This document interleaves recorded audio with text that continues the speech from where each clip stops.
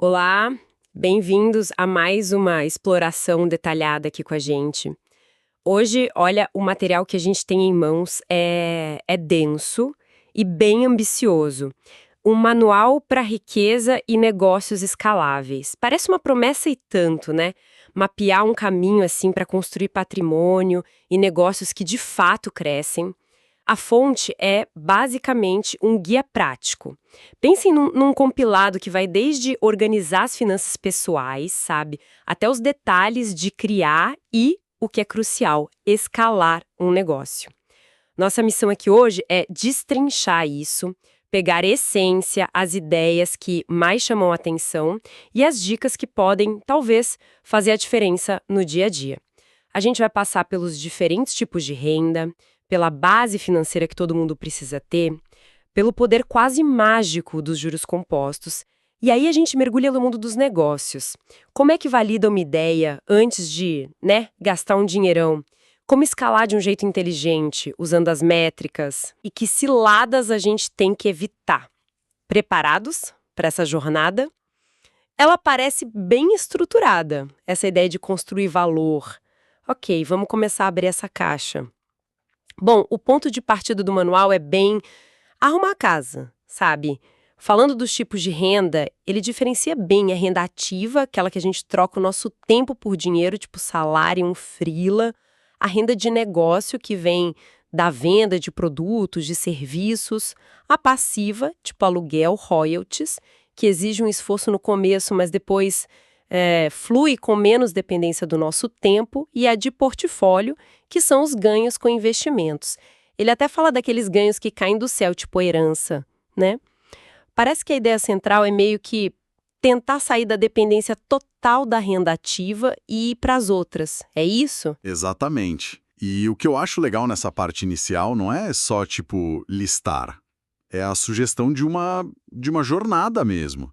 A renda ativa é onde quase todo mundo começa, claro, mas ela tem um limite, né? O nosso tempo é finito. O manual sugere olhar para os negócios e para a renda passiva como formas de alavancar o tempo, de criar sistemas que geram valor sem você ter que estar lá o tempo todo. E a renda de portfólio entra como a ferramenta para multiplicar e proteger o patrimônio no longo prazo, sabe? Então, não é só sobre ganhar dinheiro, é sobre construir fontes de renda diferentes com características estratégicas. Faz sentido essa ideia de progressão.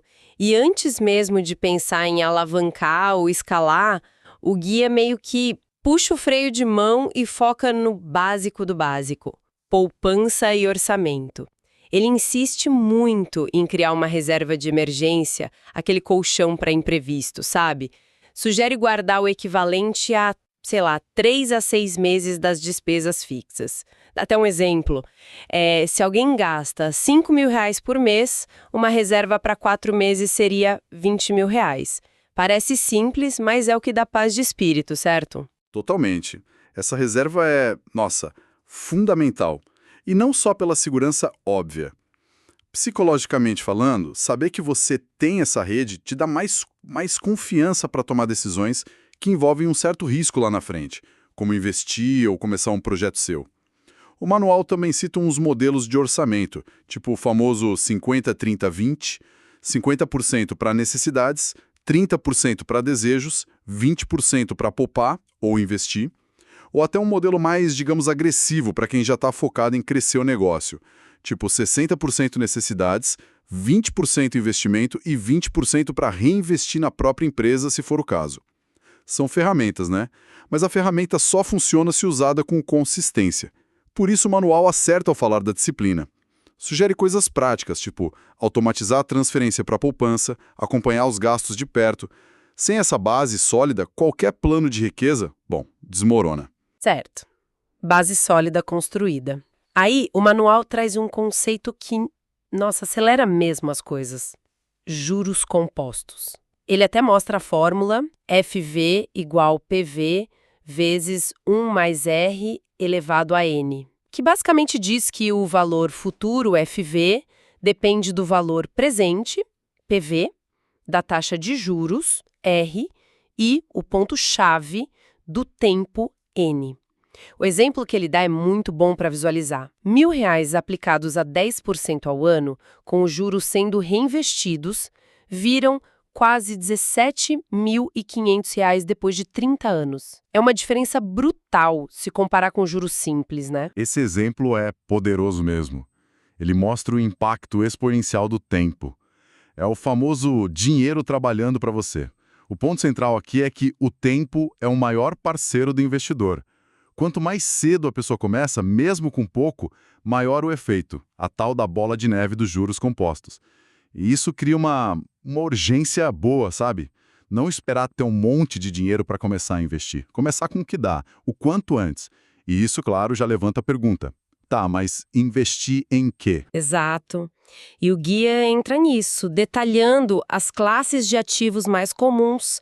Tem a renda fixa, né? Tesouro direto, CDBs, geralmente mais segura, previsível, mas o retorno é menor. A renda variável, principalmente ações, aí o potencial de ganho é maior, mas também tem mais volatilidade, mais risco. Imóveis, que podem proteger da inflação e gerar renda de aluguel, e os investimentos alternativos, tipo fundos de venture capital, criptomoedas, bem mais arriscados, mas com aquele potencial de retorno explosivo, né? O manual até sugere umas alocações diferentes por perfil.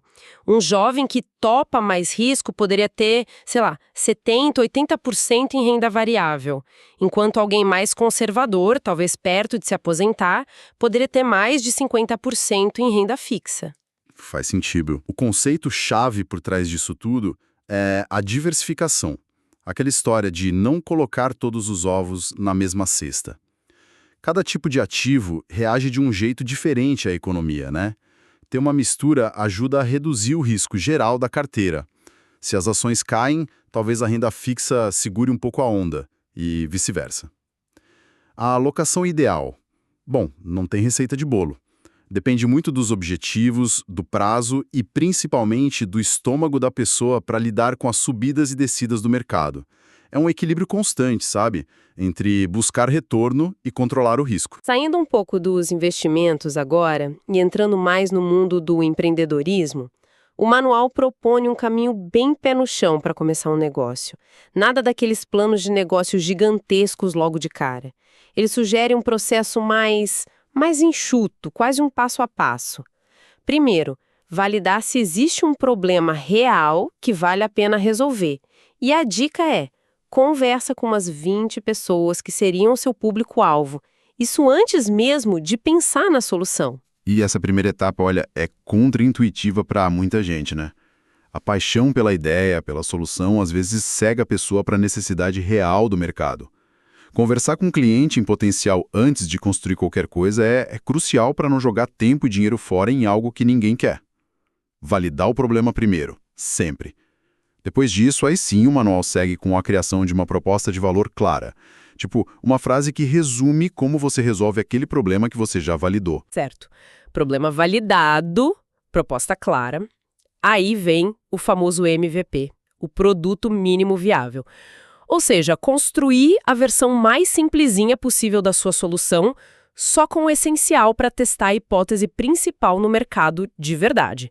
Nada de produto perfeito, cheio de coisa logo de cara. Exatamente. O MVP é a ferramenta para o próximo passo, que é a validação no mercado real. É colocar essa versão simples na mão de usuários de verdade e medir. Eles usam, gostam, pagariam por isso? É a busca pelo tal do Product Market Fit, né? O encaixe perfeito entre o produto e o mercado. O manual sugere usar métricas aqui: taxa de adoção, retenção de usuários, feedback qualitativo. É um ciclo, sabe? Constrói o mínimo, mede a reação, aprende com os dados, ajusta. Ou até pivota, muda de direção se precisar. A ideia central, que vem muito do Lean Startup, é aprender rápido e barato. E falando em medir, nossa, o manual dedica uma parte bem grande para isso. Ele lista um monte de métricas que seriam essenciais para entender a saúde do negócio. Por exemplo, o CAC, custo de aquisição de cliente, quanto custa em média para trazer um cliente novo, e o LTV, Lifetime Value, qual o valor total que um cliente gera para a empresa durante todo o tempo que ele fica ali comprando. O guia até dá um exemplo. Se o LTV de um cliente é R$ 216 e o CAC foi R$ 60, a relação LTV-CAC é 3,6. E essa relação LTV-CAC é importantíssima. O manual sugere que um valor acima de 3, ou seja, o cliente gera pelo menos 3 vezes mais valor do que custou para adquirir, geralmente é um bom sinal. Por quê? Porque essa sobra tem que cobrir todos os outros custos da empresa, né? Produto, equipe, operação e ainda dar lucro. Um LTV-CAC baixo, tipo perto de 1 ou até menor, indica que o modelo provavelmente não é sustentável. Você está pagando muito caro por clientes que não trazem valor suficiente de volta. Outras métricas que ele menciona, como a taxa de churn, quantos clientes cancelam, o burn rate, a velocidade que o caixa está queimando e o runway, quantos meses de vida o caixa atual permite, são igualmente vitais. São tipos instrumentos do painel de um avião, sabe? Sem eles, você está voando às cegas, principalmente em fases de crescimento rápido ou quando depende de investidor. Ok, então a ideia é essa. Valida o problema, cria um MVP, busca o Product Market Fit e acompanha as métricas de perto, principalmente as Unit Economics, a lucratividade por cliente ou por unidade vendida. Se os números fizerem sentido, aí sim dá para pensar em escalar. E para isso, o manual sugere alguns modelos de negócio que facilitam essa escalabilidade. Sim, ele foca em modelos onde a receita pode crescer muito mais rápido que os custos. Os exemplos clássicos são SaaS, Software as a Service, onde você vende uma assinatura de software online, marketplaces que conectam compradores e vendedores, tipo iFood, Airbnb, plataformas que criam um ecossistema, e produtos digitais, como cursos online, e-books. O que eles têm em comum? Geralmente um custo marginal baixo, ou seja, o custo de atender um cliente a mais é muito pequeno. Isso é o oposto de um negócio tradicional, onde para dobrar a receita, muitas vezes você precisa dobrar os custos também, mais espaço, mais matéria-prima, mais gente na mesma proporção. E além do modelo de negócio, o guia também fala de táticas para escalar, tipo automação de processos, encontrar canais de aquisição de clientes que sejam repetíveis, previsíveis, otimizar sempre as unit economics, tentar aumentar o LTV e diminuir o CAC, expandir para novas regiões e os tais growth loops. O que seriam esses loops exatamente? Os growth loops são mecanismos onde o próprio uso do produto ou a ação de um usuário ajuda a gerar novos usuários. É bem interessante. Pensa num programa de indicação onde os dois lados ganham desconto. Ou um conteúdo que viraliza e atrai mais gente. Ou um produto que fica melhor quanto mais gente usa, o efeito de rede. A beleza dos loops é que eles podem criar um crescimento mais orgânico, sabe? Mais sustentável, menos dependente de ficar injetando dinheiro em anúncio pago o tempo todo. É como construir um motor que se autoalimenta, em vez de ter que ficar empurrando o carro. Entendi. Mas esse crescimento todo deve trazer novos desafios, né? O manual também fala da gestão e do financiamento dessa expansão. Sim, escalar não é só festa, com certeza. Requer mais capital, mais gente, mais processos definidos. O guia discute as fontes de financiamento, desde usar grana própria, bootstrapping, passando por investidor anjo, fundos de venture capital, VC, até chegar num IPO, abrir capital na bolsa. Mas ele alerta para um ponto crucial.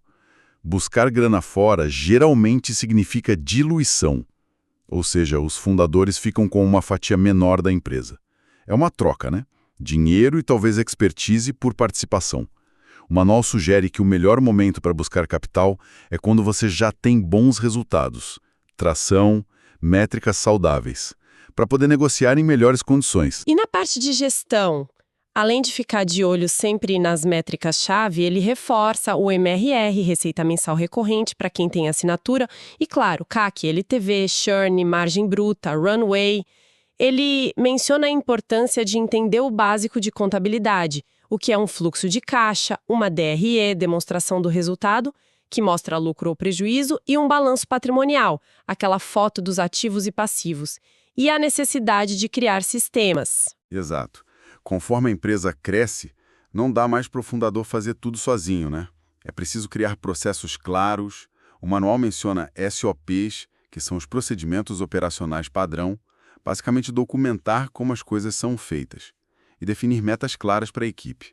Ele cita OKRs, Objectives and Key Results, como uma metodologia para isso. O objetivo é tornar a operação menos dependente de pessoas específicas e mais baseada em sistemas eficientes. Isso permite delegar e crescer de forma organizada. Sem isso, o crescimento vira um caos. E o guia também reserva um tempo para alertar sobre os erros mais comuns nessa jornada toda. Quais seriam os principais, assim, para a gente ficar esperto? Olha, alguns são bem clássicos mesmo. Escalar o prejuízo, por exemplo. Acelerar um negócio que ainda não provou ser lucrativo por cliente, sabe? Com unit economics negativas, achar que o volume vai resolver. Geralmente só multiplica o problema. Outro, queimar caixa em marketing ou desenvolvendo o produto antes de validar se o mercado realmente precisa daquilo. Se apaixonar pela solução e esquecer do problema real do cliente. Aí acaba construindo algo que ninguém quer usar. Contratar rápido demais ou sem ter clareza do que a pessoa vai fazer.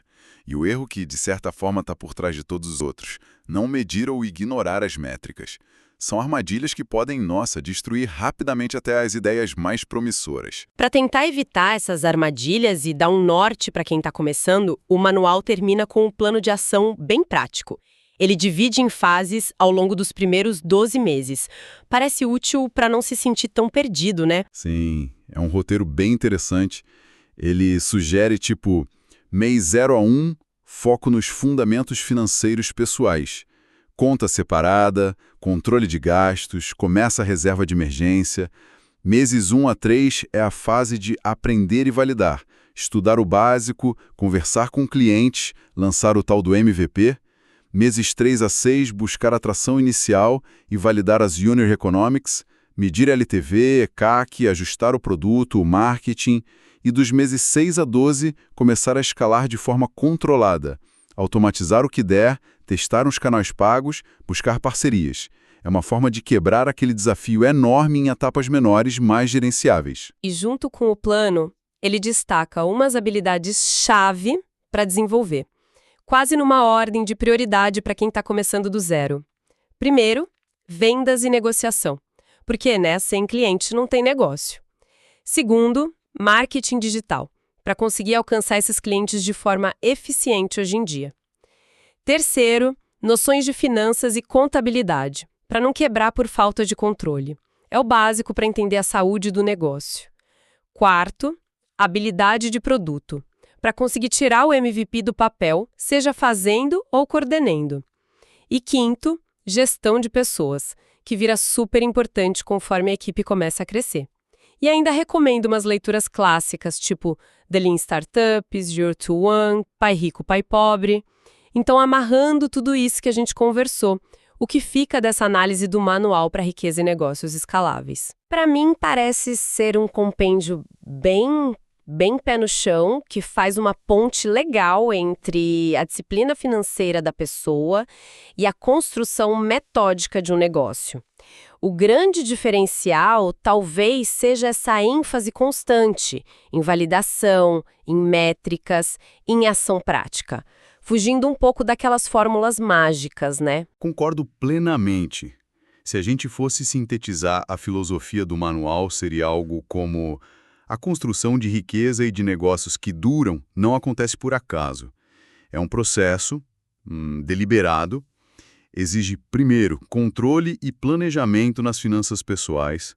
Depois, muito rigor na hora de identificar e validar oportunidades de negócio, usando dados, feedback real e não só achismo.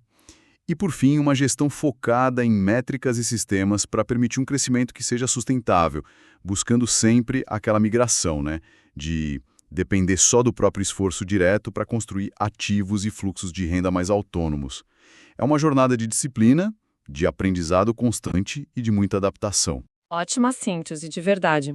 E para nossa reflexão final aqui, o manual deixa bem claro que a jornada envolve sair da dependência da renda ativa para construir negócios e investimentos. Ele lista aquelas habilidades cruciais: vendas, marketing, finanças, produto, gestão. Se alguém estivesse começando hoje, do zero mesmo, com poucos recursos, mas com muita vontade, em qual dessas habilidades essa pessoa deveria focar primeiro para ter o maior impacto inicial? Aquela que talvez destrave as outras depois. Fica aí a provocação para a gente pensar.